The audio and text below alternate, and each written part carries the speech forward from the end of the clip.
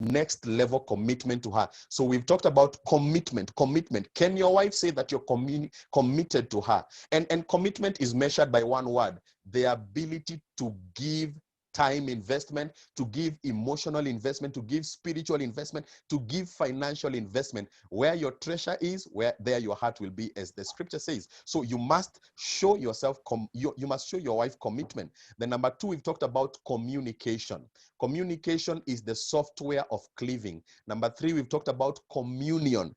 That talks about another deeper level of relationship that is beyond emotional. It is spiritual. It's a journey into enjoying each other and exploring what brings joy in the hearts of each other. And then number four, we've talked about clinging. You must pursue your wife. You must pursue your wife.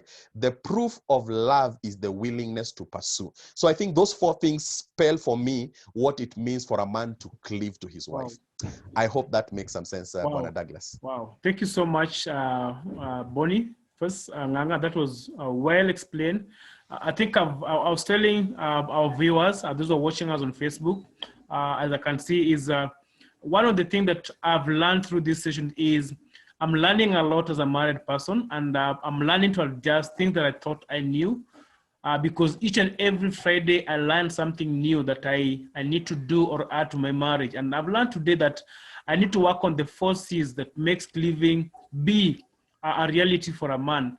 And like you said, that sometimes we mistake busyness with cleaving. Yeah, when you're busy, probably making money, busy probably in the office work, and you assume that that is cleaving to a woman. And you say that your woman needs presence, she needs your time, she needs your availability.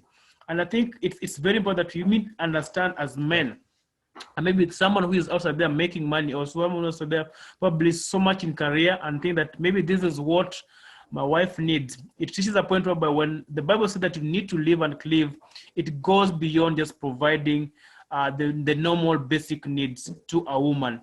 And that is very, very important to us. And even for the ladies who are here or watching, they're now coming to understand that this is what really matters to them. And I think thank you so much for that. So maybe because of our next segment is talking about submission. And I think we need to understand there's a lot of misconception about submission. It's one of the idea or one of the subject that has been discussed either in church, in a house, probably in the weddings. You talk about submission, and even the worst of it, sometimes even discussed in pubs and even joints the people are taking, the nyama chomas, and they talk about submission, submitting, and we get different versions of submission. And in most cases, the man will pick probably the first sentence and the woman will pick the third sentence, that is 21 and 23. And there are major conflict in marriages. So maybe before Job comes in, what do you understand as a man in terms of submission for you? And what are those misconceptions that probably we have had or have really brought a man down in terms of understanding what submission is to him? Because some will say submission is you have to do whatever I do. Do you think it is beyond probably what the world says it is? So how can you advise someone who is struggling to understand submission, or probably even us who are watching us right now? Okay. That's a very good question, Douglas. By the way, let me add one more C before I answer that question that God has just reminded me. And it's the C of creative romance. Part of what cleaving involves, you must be able to be creative in how you engage your wife. One of the things that makes marriage boring very fast is when it becomes mundane and repetitive. You only love your wife the same way. You tell her the same thing. When was the last time you told your wife something new? I mean, as opposed to just telling her you're beautiful. You know, newness injects freshness in a marriage. And one of the things that as a man you must do, by the way, creativity is fueled by education. You must educate yourself on what is the love language of a woman. What does your woman interpret as love? And find creative ways of communicating that to her. Because one of the things that makes love exciting is when you keep injecting new ways of communicating it, new ways of engaging in it, and new ways of showing your partner that you appreciate it. Now, back to your question, which I think is a very critical question, because One of the things that God did when he created marriage to work in a certain order.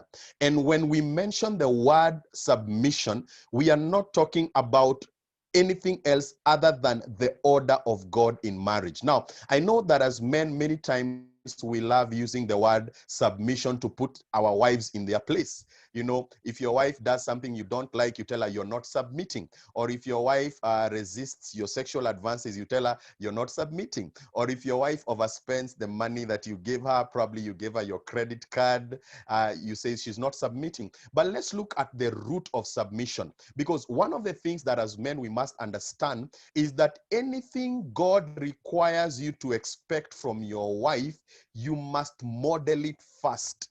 You cannot expect what you don't model. And God created a structure and an order so that before you ask your wife to submit to you, there is what the scripture says. The scripture says this in the book of Corinthians, that the man is under the lordship or in submission to Christ. What does being in submission to Christ means? It means that you allow pleasing God to be your ultimate purpose and drive in life. This is a thing that I have found in marriage, that God created life to work with order. When order is violated, chaos is invited in a relationship.